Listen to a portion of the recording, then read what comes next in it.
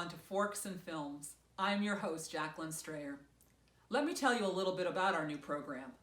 My friend, colleague, and fellow Cinema Arts Center trustee here on Long Island, Martin Butera, and I decided to create this program to provide a welcome diversion from our current everyday life, such as it is, that is simple, fun, and that all can enjoy, and be a welcome distraction. Each week, we will watch a family film together and teach you how to make a food item that is showcased in the film. The food items will range from a main dish, dessert, or even an appetizer. They will be easy to make and not require a lot of fancy ingredients or culinary skills. Restaurateur and chef Martin Butera will be showing you how to make a dish in the film and also telling you interesting tidbits about what he is making and sharing stories along the way. We are keeping this simple, very simple. We are not professional on-air television people, as you will see. We don't have a fancy studio or equipment, and I don't have a professional hair or makeup artist or a wardrobe consultant. And as you will also note, I do not have a teleprompter.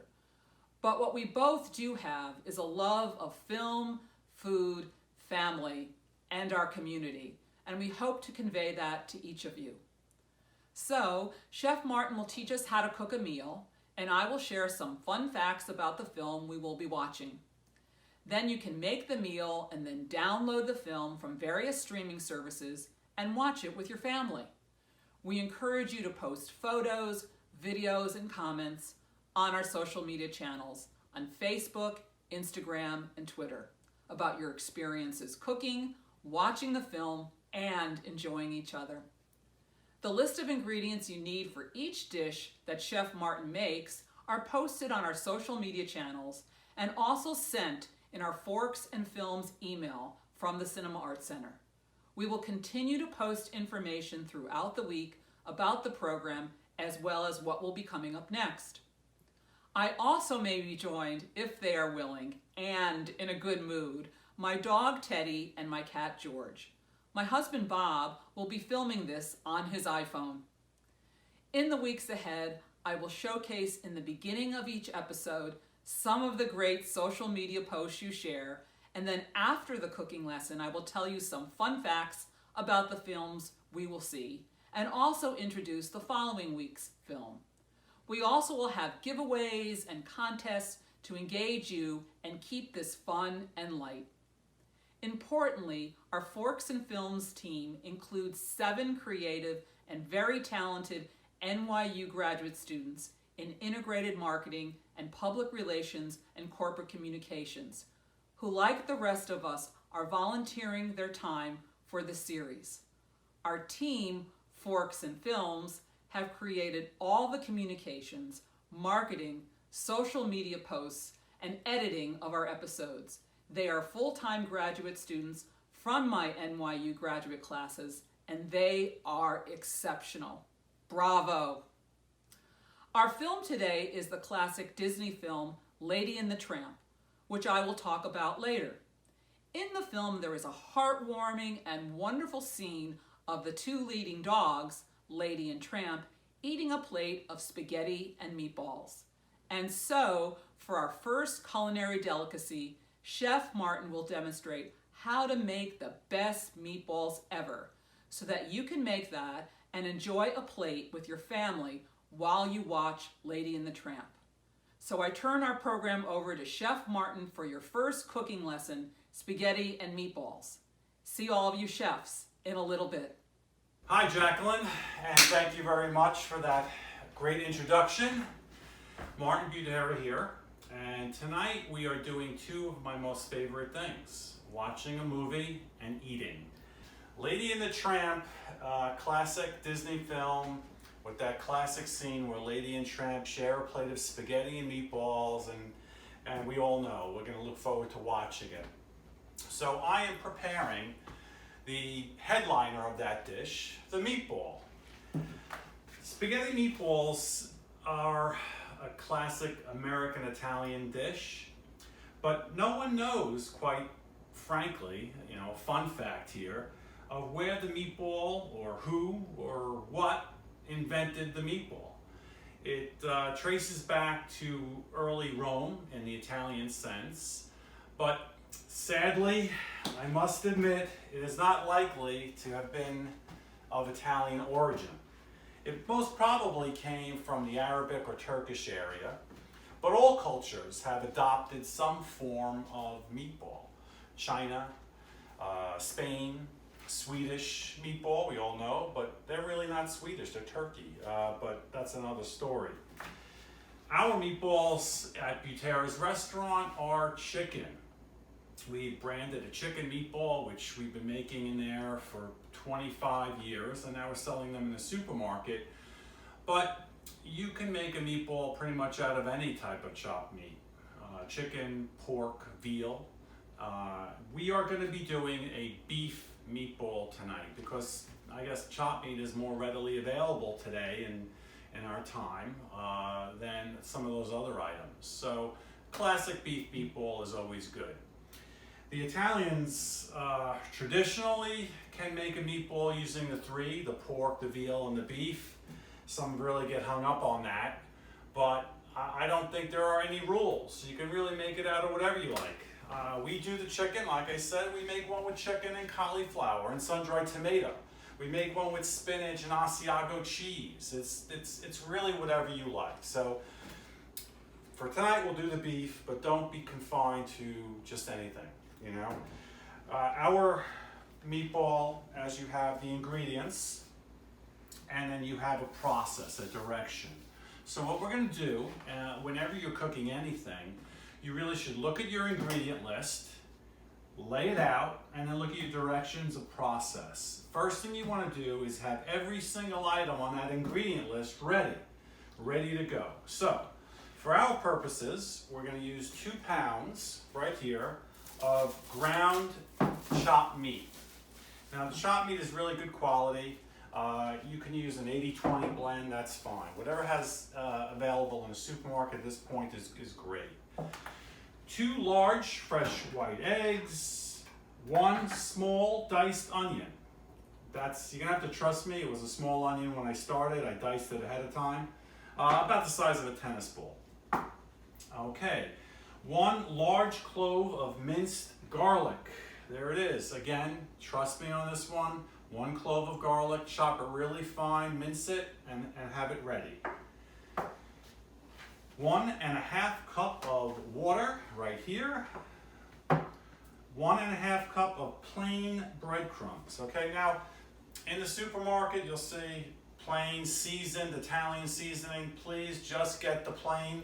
You add your own seasoning to it, especially with this recipe, so use a plain breadcrumb. Now, there might be an issue or a problem getting breadcrumbs, so here's a little tip. You can make your own. Any kind of old bread that you have, put it on a sheet pan or a cookie sheet, let it dry out, put it in a food processor and grind it up. If you can't do that or don't have that, make a substitution. There are some things that you can substitute. Oatmeal, instant ground oatmeal can work pretty well and it's a good health alternative. Another thing is cooked brown rice. That would work as a substitute as well. And even in this coming week, matzo meal can be used instead of breadcrumb. You can also augment and change the recipe a little bit to make it kosher, eliminate the cheese and dairy, and you can have a kosher meatball for Passover. The fresh parsley. You got parsley, I chopped it fresh. If you don't have fresh parsley, you could use dry. Fresh is nice, but you could use a dry parsley. The herb really helps give a little freshness to it. There's a ½ cup right here of grated Romano cheese. Parmesan works well too. That fine grated cheese, it's really nice, it adds flavor. I like the Romano because it's a little more flavorful than Parmesan. Parmesan is a little more mild. The seasoning of salt and black pepper, I mixed it right in here. A teaspoon of salt, 1/4 teaspoon of black pepper, and a quarter cup of extra virgin olive oil right here. So now when you have all your ingredients laid out, it makes for the process to be much, much easier. Kids can be involved, and it just creates a a simpler, easier way. And meatballs are really kind of a fun thing to do once we get it together. So let's take our chopped meat, put that in a larger bowl, okay, and let that stay. You break it up a little bit, and we want to combine when we mix the dried ingredients with the beef first. And here's a tip: do not use a mechanical mixer. That nice shiny KitchenAid that you have in your kitchen, if you have one, or a blender, don't use it. Because when you make meat or any dough, if you overwork it, it's going to get very hard. It'll get very tough, and it'll be counter to what you want. You want the fluffiness, you want a tender meatball. Those machines will really work the meat too much, and it'll make it tough. So stay away from the mechanical mixers. Let's add our stuff in. Okay, the meat, put the breadcrumb right in there. Let's add our salt. Again, the dry mixtures, salt and pepper. The Romano cheese, a little bit of cheese. There we go. Parsley, fresh chopped parsley. Put that in. Let's go. I'm going to cut back a little bit, not put quite all of it in there. All right, let's put the onion and then the minced garlic. So what we do is now we're going to just mix this up so that it gets evenly distributed. So all the seasonings, all the breadcrumb, it gets nice and put together. I like to hold off on the liquid because it marries the things and it might not be as even. So let's just do a little bit of this first. You don't want to work it too hard, but enough that the mixture gets evenly distributed. There you go, you can see that. All right.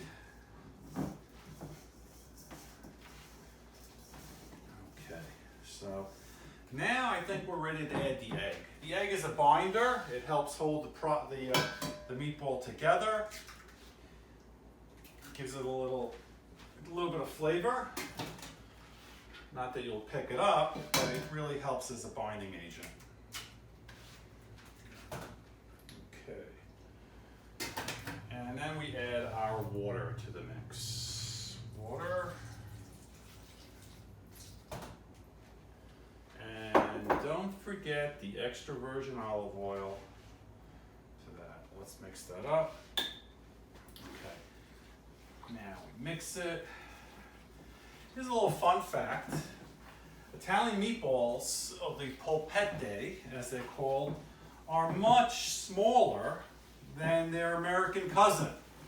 Somehow, some way, those meatballs in America got very, very big. In Italy, they're about the size of marbles. Here, they can get anywhere from the size of a ping pong ball to a softball. There's a restaurant in New York City called Lavo that makes a meatball that's about the size of a softball shared at the table. I like them a little bit smaller, but again, it's personal preference. So now I'm mixing this mix here. You see it's evenly mixed. It's got a nice, it's not too wet, but not too stiff. Really nice.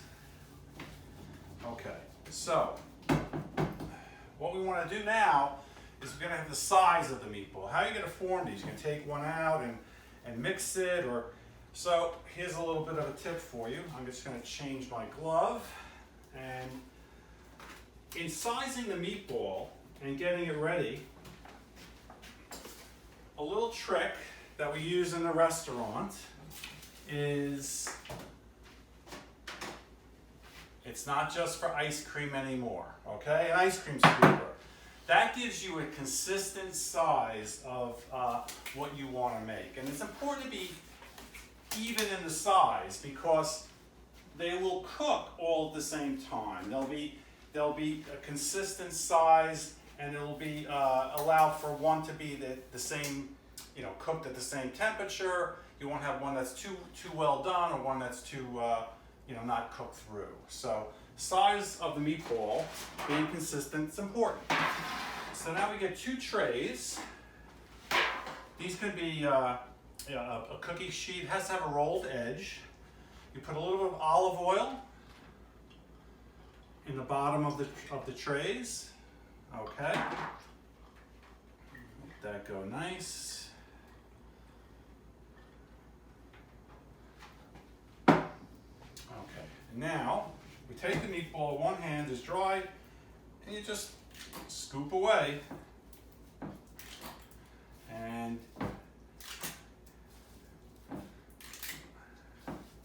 it's very therapeutic. I do some of my best thinking when I'm scooping meatballs. When scooping it, it also helps form it. You can see it's almost like that half sphere. So when it comes time to start what we call rolling the meatball, you have a head start. So quite a bit of meatballs here. This is good for a large amount. You could cut the recipe in half if you'd like. This will allow for quite a bit of meatballs. Good thing about meatballs is that you have them that night. You could also keep them in your refrigerator. So if you make a big batch, you can have them for the rest of the week. You could freeze them in a Ziploc bag and have them, for a couple of weeks. They will stay. It's a very, very good item in that regard. Our meatballs that we sell in the supermarkets are cooked already, and they're kept in a package, and they stay in your fridge for a long time. So you take the meatball with a little bit of oil, and we roll it, okay? We do a little bit of rolling. You take it, and you get into a sphere, and you put it in. So what we want to do is roll all of these meatballs from one tin to the other. Now, a little tip here is you have your hand with a little bit of the oil that's in the tray. So every meatball kind of gets a little thin coating of that olive oil. And there ain't anything bad about olive oil. It has a great flavor. It really is, it's a healthy oil for you. And it really does add to the cooking process, a little browning on the outside. And it really does assist us. So we want to roll these meatballs. You tut it and you kind of, this could be a lot of fun, or it could be a lot of mess with your kids, but that's okay. Let them have a good time. When we do these in a restaurant, it's mass production. We'll do, we'll do about an 80-pound mix, and the guys do mix it by hand in different batches, and then we'll have a team of guys standing around a table, literally racing as they roll through these meatballs. So, have a little more to go. See how they're kind of getting there, nice. You want to put them in a tray, kind of line them up like soldiers a little bit, and then have them touch each other just a little bit. So when they cook, they don't get completely exposed to all the heat. This is something that we like to do. We like to roast our meatballs in the oven and not fry them. Some people do fry meatballs. Some people drop them right in the sauce and cook them that way. Again, it's a preference. I like to do it, we like to do it this way at the restaurant. So, have a few more of these to go. Want to get these meatballs in the oven. And let me see. Just keep going here. All right. So, let's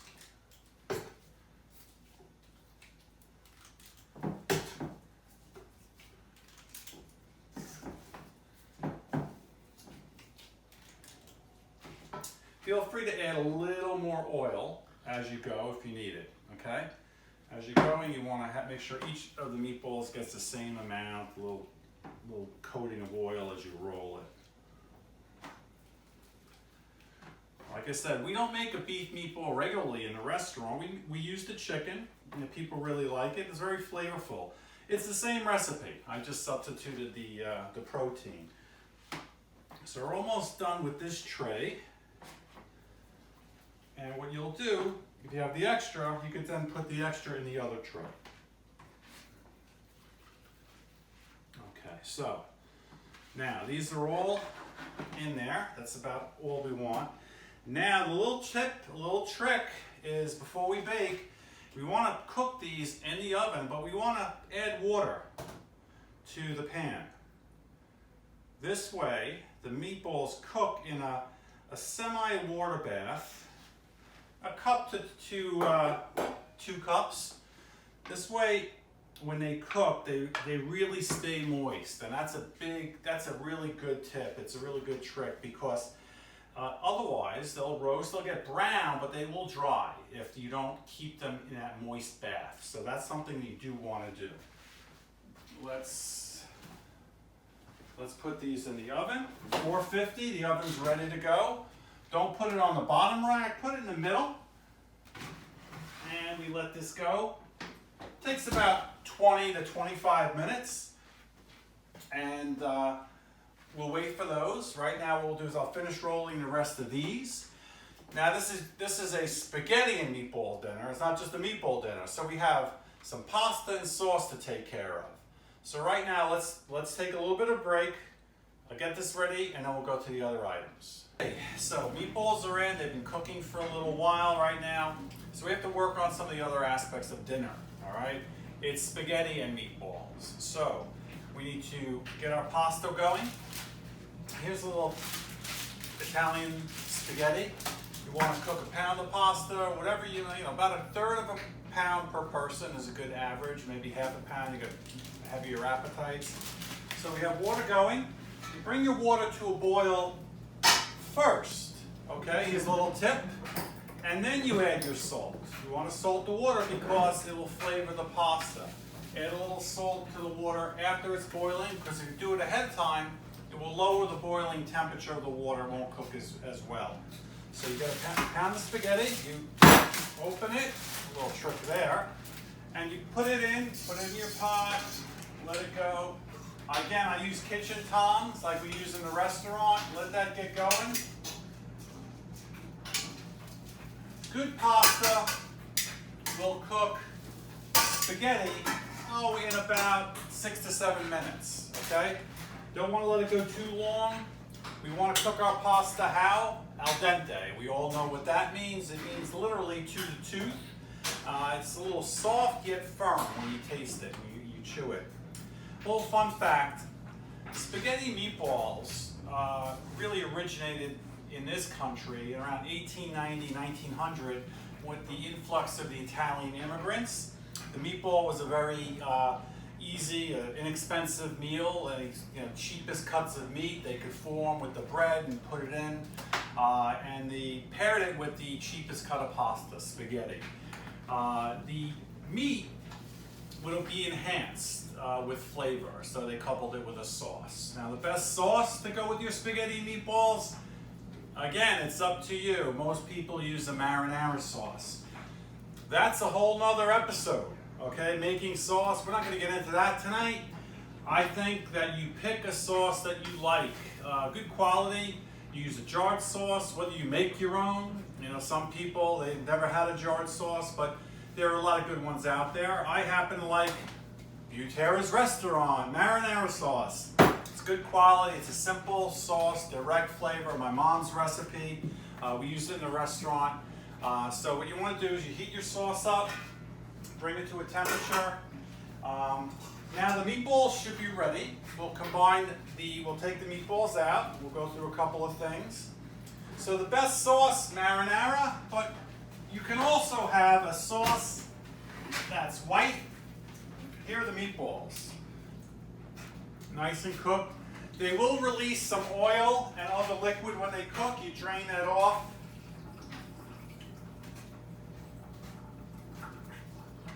Okay, let that set now. Let that settle. Take the other tray out.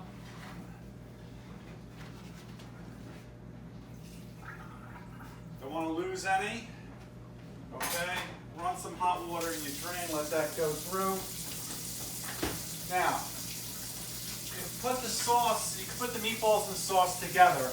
It's important to I feel, you put your meatballs in the sauce when they're cooked. Don't cook them in the sauce because they will release a lot of oil, they'll break apart, and they could flavor it in a bad way because of that extra oil.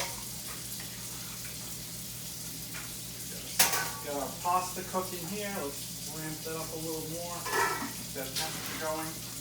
So we'll put some meatballs in with the sauce. Here we go. They're nice and fluffy. Now, when you cook them, they're going to be brown on the top, but the bottom,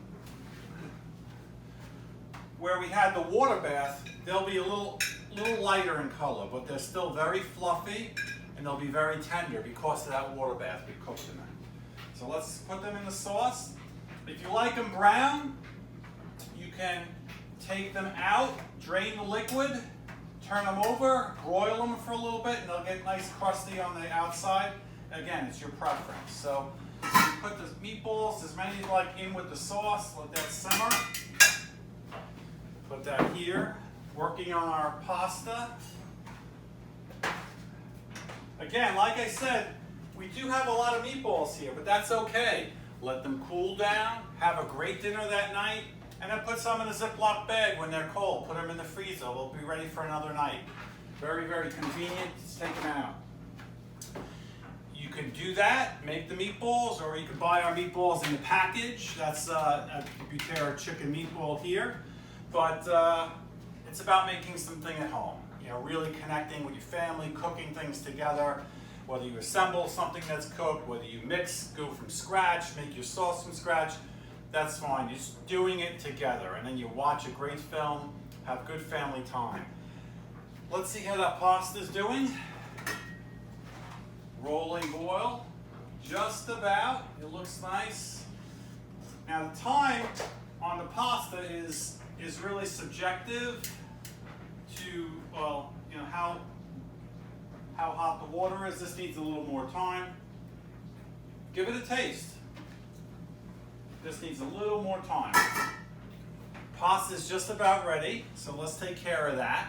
Now here's another little tip. When you make your pasta, when it's ready, drain it, but do not rinse it. Don't run any water over that because the starches that are on the pasta will get washed away. There's a lot of the flavor in there. So you want to drain the pasta.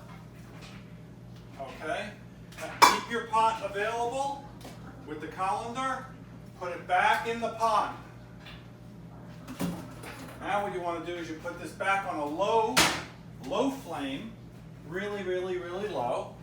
You want to add a little bit of extra virgin olive oil to that, and just a little sprinkling of salt right to the pasta before you put any sauce on there, and you toss that a little bit. You let that pasta take in some of that extra virgin olive oil, and then what you want to do is then you add just a little bit of sauce. You want to coat the pasta with some sauce. Not too much, just a little. And you let that pasta and the sauce cook together so that the pasta really absorbs that flavor. We'll bring that closer to me. To the front burner. You let that cook in a little bit. This is actually really good. It dries up that pasta, that excess water that you have in that pasta. You ever receive a plate of pasta where you get the pasta and the sauce is on top and there's a pool of water under there? That's really bad. I hate that. This will eliminate that. So you really let this pasta cook a little bit more in the pan where you begin to hear it just start to actually even sizzle a little bit. The pasta drinks up all of that sauce. Your meatballs are simmering in the sauce, ready to go. So what we do, get a nice serving plate.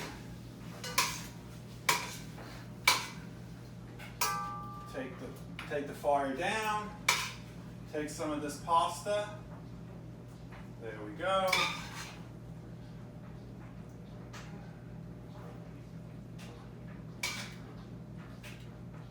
Perfect. There we go. Just enough. And then we take our sauce with meatballs. Now I happen to not like too much sauce on my pasta. I like just enough, but I like it to have a little bit of just that dryness, but not swimming in sauce. Okay, there we go. That's spaghetti with meatballs. It's a great dinner. Put a little Romano cheese on that, a little more extra virgin olive oil. Serve it up for your family. Everyone gets a little bit. Pair it with a salad, get a vegetable in there, it would be nice. Italian bread, but it's a good meal. And my little partner over there, Frodo. Frodo, you want a meatball? Little boy. Frodo's got a little treat. You know, tonight we're making an exception. Normally no tablespoon for Frodo. Come on, come on. Come on, Frodo. Come here, boy. Okay. He's a good boy, Frodo. Good boy. Here's my little buddy. Keep dogs away from the food. Have a great night. Thanks, Chef Martin, for that wonderful cooking lesson. We cannot wait to eat our plate of spaghetti, right, Teddy? So, today we are viewing the classic Walt Disney film, Lady and the Tramp. Yet despite its age of almost 65 years old, it celebrates its birthday in June, our characters look remarkably young and spry. This animated film combines some of the elements we love most about Disney films, colorful characters combined with a brilliant musical score. Yet, this film starts actually at Christmas time when Jim Deere gives his wife an unexpected package under the tree. And when she opens it, it turns out to have inside an adorable and cuddly Cocker Spaniel puppy, which he quickly calls Lady. We follow Lady growing up, the friends she makes of other canines in the neighborhood, including Jacques, a Scottish Terrier, and Trusty, a bloodhound. Of course, as with any household, stuff happens. The family has a baby, which basically leads to all kinds of changes in the life of young Lady. An aunt comes to stay when Jim Deere and his wife go away for the weekend to take care of their newborn. With her, she brings 2 Siamese cats who wreak havoc on the household and make it look like Lady was the prankster. Without giving too much away, Lady becomes acquainted with Tramp, a Schnauzer and Terrier mix who lives freely without ties to a family of his own. He is a fun-loving and adventurous dog and introduces Lady to a wider world beyond the fence of her perfectly manicured lawn. The film features some fantastic songs, including He's a Tramp, sung by legendary singer Peggy Lee. And incidentally, Miss Lee not only voiced 4 characters in the film, but co-wrote 6 of its songs. In the famous scene at Tony's restaurant, Tramp introduces Lady to his favorite Italian eatery, where the owner and his helper know Tramp well and have great affection for him. As the 2 dogs dine under the stars at Tony's, the owner and his helper serenade the dogs with the song Bella Notte as they eat their plate of spaghetti and meatballs. Love blossoms for the canines. There are many other dogs in the film of various ethnicities, along with an entertaining beaver and other animals Lady and Tramp encounter in the local zoo. Lady was actually inspired by a real dog named Lady, and Walt Disney himself came up with the name Tramp. While creating this film, the Disney studios were filled with real animals who freely roamed their offices and gave great creative inspiration to the developers of this film. They had all kinds of dogs and even a cage of rats, which you will see when you watch this film, The Evil Rat. The scene when Jim Deere gives his wife Lady was actually inspired by something Walt Disney himself did for his own wife. However, when his wife saw the gift under the tree, which was a hat box, she was disappointed as she liked to select her own hats. However, when she opened the box, her disappointment melted away and gave way to joy, as inside was an adorable chow puppy, which they later named Sunny. Perhaps the most famous scene from the film, the spaghetti dinner at Tony's, almost didn't happen. Walt had a hard time visualizing 2 dogs romantically eating a plate of spaghetti and meatballs. But fortunately for all of us, Walt relented, and we have that memorable scene. As you watch this film, I ask that each of you out there, whether you are eating spaghetti and meatballs or enjoying the film on its own, film yourself singing Bella Notte and post it to our social media channels. We will take your submissions and edit it into one song of our community version of Bella Notte, and have a wonderful gift from all of you, the wonderful gift of your singing Bella Notte. Before I leave you, I want to let you know that our next film will be the Pixar classic Ratatouille, which follows a clever and talented Remy, the chef, and the adventures he has in Paris. All the ingredients for the infamous dish from that film have already been posted. So until then, please remember to post your photos, comments, and video singing Bella Notte to our social channels. So sit back, relax, and munch away. Please download the Disney classic from 1955, Lady and the Tramp. From all of us at Team Forks and Films and the wider cinema arts community, be well and stay safe.